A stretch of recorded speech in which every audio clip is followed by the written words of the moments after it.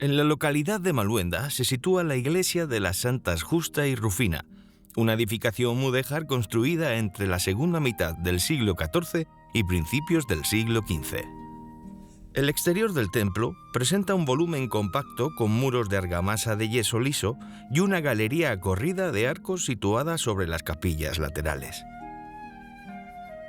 La fachada principal cuenta con dos torres de planta cuadrada y una portada que combina un arco apuntado original con un arco de medio punto añadido en el siglo XVI. El interior se organiza en una nave única con capillas ubicadas entre los contrafuertes y una cabecera de 7 lados.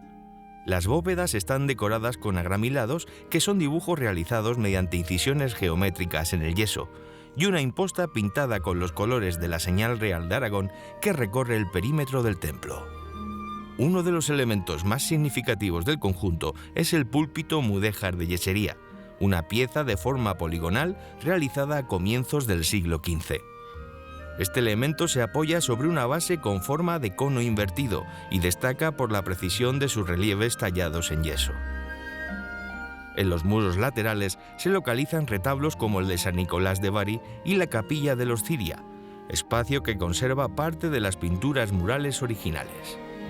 También destacan, en la zona más próxima a la cabecera, la capilla de la Virgen del Rosario, del siglo XVI, fácilmente reconocible por su portada de yeso tallado, y la de San José, de estilo barroco, construida en el siglo XVIII. El templo está presidido por el retablo mayor, encargado en 1475 a los maestros Domingo Ram y Juan Rius. Esta obra desarrolla un programa iconográfico centrado en el martirio de las santas titulares, las hermanas sevillanas Justa y Rufina, además de diversas escenas de la vida y pasión de Cristo. A los pies del templo se alza el coro alto. Este espacio se sustenta sobre una bóveda rebajada de crucería y queda delimitado hacia la nave por una balaustrada realizada íntegramente en yeso. Esta estructura cierra un conjunto considerado hoy modelo de referencia para estudiar la técnica y el estilo del mudéjar en el Valle del Jiloca.